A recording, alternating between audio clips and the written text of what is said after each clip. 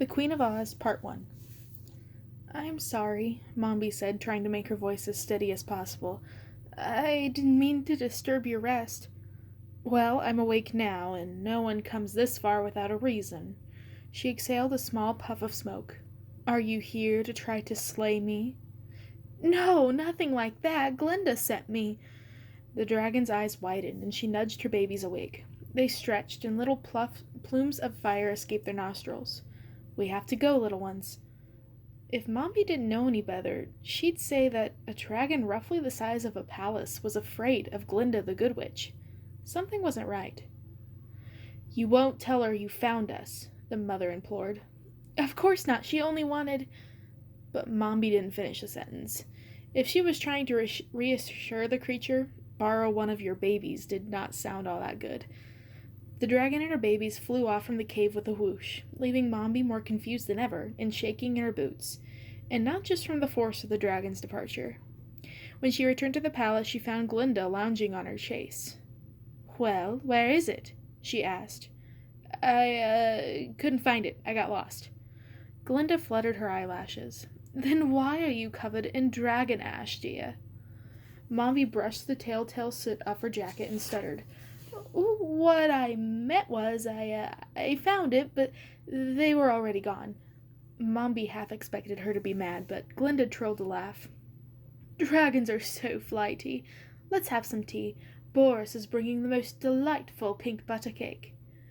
Mombi felt herself able to breathe again, but she still felt on edge. She didn't know what her next mission would be, but she was feeling nervous about it. But the next mission didn't come. After the dragon incident, in fact, Glinda seemed interested in Mombi only as a companion. She took her to see Princess Gillette and her consort Quelala, both of them by what then withered and ancient and forgetful, at the Ruby Palace in the northern quadrant of Gillikin Country. She let her come along and hold her bags as they wandered the floating bazaars of Loonville and ate dinner with the giants of Yoop Castle. They took a balloon tour over the forest of Gugoo and ate dazzleberry tarts with a bevy of mist maidens. In short, while visiting Glinda, she did everything there was to do in Gillikin Country, except learn magic. Wherever they went, Mombi peppered her with questions about her studies, about the books in her library that were covered in dust. Occasionally, the other Denzians of Gillikin Country they met along the way offered to show Mombi what they knew, but Glinda shooed them away. She didn't want them to derail her training. Besides, their magic was no more powerful than Mombi's. In fact, she was stronger than most of them. The more she traveled, the more she realized how much magical potential she had, which made the whole thing even more frustrating. But Glinda was still stronger. Glinda still had what Mombi wanted, and she refused to share her secrets. Finally, after hanging around Glinda's palace for weeks, she gave up. She'd read every book, tried every spell. The best guest chambers were nowhere near as comfortable as her own humble house in the foothills of the traveling mountains. Glinda was, if anything, even less helpful than she had been the first day Mombi showed up to ask for help. It was clear the witch was only toying with her for whatever reason. Her own amusement, to prevent Mombi from gaining enough power to become a rival, out of spite. Who could even know? Mombi vowed that the next day she would pack her bags full of everything she'd brought, and all the various souvenirs she'd purchased since the arrival, summon a carriage, and abandon her field project. With any luck, she'd never have to see Glinda again, let alone beg for favors the Good Witch had no intention of granting. That night, Mombi dreamed of Lorraine. At that time in the history of Oz, Lorraine was only a rumor of a legend. The fairy who had founded Oz, the queen at the very beginning, who created the kingdom out of dust and emptiness, who made gardens out of the desert and pulled magic out of the earth itself. Most people in Oz, those who'd even heard of Lorraine, which was few enough to begin with, believed Lorraine was just an old story that had passed down from parent to child, a fairy tale along the lines of the wizard who climbed the sunfruit vine and the little winged monkey who could. But Mombi knew enough magic to sense that Lorraine was real, even if she hadn't been seen in Oz in a century, and she knew enough magic to sense as soon as she fell into the strange, surreal dream in which Lorraine appeared to her that what she was dreaming of was, in fact, true. They were walking together along a golden path that looks like a slightly more glamorous cousin to the road of the yellow brick. Lorraine was dressed in a simple white gown, her huge golden-black wings fluttering delicately behind her. Mombi was wearing her usual shapeless, unflattering, homespun dress. But although Lorraine was 1,000 times more beautiful than Glinda, she was gracious and inviting and kind. They strolled together through a lush, overgrown garden where emerald leaf plants yielded huge, heavy perfume-laden flowers. The ground on either side of the golden path was shaggy, with thick, deep grass. Pollen-drunk butterflies stumbled from blossom to blossom, and bird calls trilled through the air. "I know it's been a bit difficult for you, poor thing," Lorraine was saying. Mombi was somehow aware that they had been talking and walking for a long time, although she couldn't for the life of her remember how the conversation had started or what they'd discussed previously. "Glinda is, well, Glinda," Lorraine sighed. "I wish things were different," she said thoughtfully, almost as if she was speaking to herself and Mombi wasn't even there. "But it is becoming increasingly apparent that what her true nature is. It is the nature of power to corrupt those who seek the use of their own needs." "I had hoped to learn something from her," Mombi said. "But this whole time Lorraine didn't seem to be paying attention to her, and Mombi fell silent. She understood that Lorraine hadn't showed up in her dream to tell her how to get more information out of Glinda. The fairy was there for something else, something far more important, Mombi had to admit, than whether or not one witch was able to become more powerful. "Yes, I'm afraid I have a task for you," Lorraine said, as if she could read Mombi's thoughts. She most likely could. "A very large favor, in fact. I would ask someone else, dear witch, but this is a strange time. There's so few in Oz I can trust these days." Mombi stared at the fairy, willing her to continue. Lorraine, she knew, was far more powerful than even Glinda. Could it possibly be that the fairy had chosen her, Mombi, never before noticed by witch or fairy alike, for some special secret mission? Did Lorraine plan on giving her special secret powers? Perhaps Mombi had been looking in the wrong place all along. Glinda had never meant to help her. But the fairies, that was something else altogether. The fairies were directly connected to the old magic of Oz. Next to Lorraine, Glinda was nothing more than a parlor magician.